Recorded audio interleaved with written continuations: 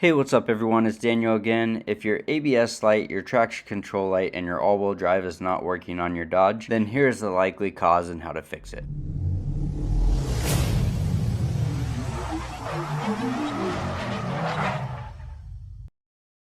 So when performing this work, you'll need a 10mm socket, and you'll also need a pair of pliers to remove the sensor, a flat-headed screwdriver, and a 7/8 socket with a ratchet to remove the lug nuts. So here on this 2014 Dodge Challenger, we have the ABS, traction control, and the engine light, all three on. I'm going to hook in my scanner to the AWD2 connection, and we're going to scan it so that I can figure out exactly what's going on.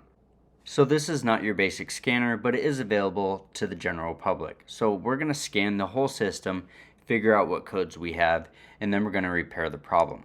After completing the scan, you'll see that the front left speed sensor is actually bad. That also triggers the ABS light if those sensors go out. So we're going to look at this and do a live test. This test will determine if the sensor is actually functioning, which you can see right here that the left sensor is not functioning. For this live test, just drive the vehicle a few feet. And now we'll go ahead and get started. Here's the part. We're going to turn the wheel all the way to the right since we're replacing the left sensor, and then we're going to remove the wheel. So when removing the wheel, this is a 7/8 lug nut. So we're going to remove all the lug nuts and then pull the wheel off. Next, we have these fasteners. They're pretty strong fasteners, although one of them is already broken, so somebody's already been to work in here.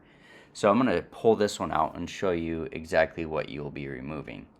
So this fastener right here is like the one you need to be removing, except you want to remove the one right up top there. Once you remove that fastener, you can peel away the plastic, and then we'll go ahead and remove that sensor behind the plastic. So in order to remove this, you just need to pry it away from the vehicle. There are two little fasteners that press into the metal, and you just simply have to pull these straight out. Once you have that released, you can go ahead and pull that out and then remove the harness. Now, next thing you want to do here is you want to remove this red tab. You just want to lift it straight up so that it can release the press down clip that you need. It should only move about 3/16 of an inch, and once you have that, you should be able to press in on the center tab there and remove the sensor. So here's the sensor. It is usually clipped on in two additional places. The sensor itself is held in place by a 10mm bolt. You'll just want to remove this righty-tighty, lefty-loosey, and then you'll need to use a pair of pliers to remove this sensor. And I would just recommend slowly wiggling the sensor so that you can break it loose, and you're just pulling it straight out. So they are in there pretty tight. After moving it around a little bit, it should pull straight out pretty smoothly. You can see here that there is quite a bit of debris on that. I'm going to go ahead and clean the opening there just barely. And then we are going to compare the old and the new sensor. So I'm going to strap the wire in place throughout the same connection spots. It looks like the aftermarket one has multiple places to clip the wire to the framing of the vehicle. Then we're going to go ahead and connect the electrical side of it.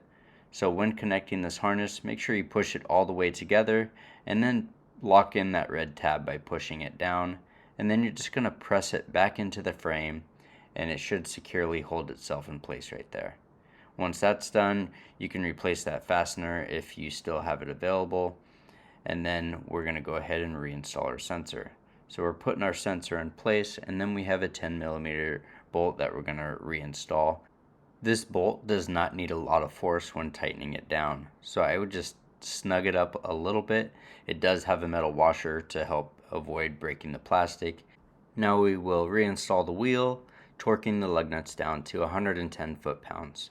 Definitely recommend checking your manufacturer's recommendations before tightening your lug nuts. Now that the car is lowered, we're going to go ahead and rescan the vehicle and see if this corrects the issue. So the check engine light remained on, so I'm going to go ahead and scan it and clear the codes and see if that turns off. Here is checking the speed sensor, and both sensors are now registering when I move the vehicle. So hopefully you found this to be helpful. Please feel free to check out the description for any tools or parts that I've used in this video. I hope you found this video to be helpful. Please feel free to like and subscribe for future videos.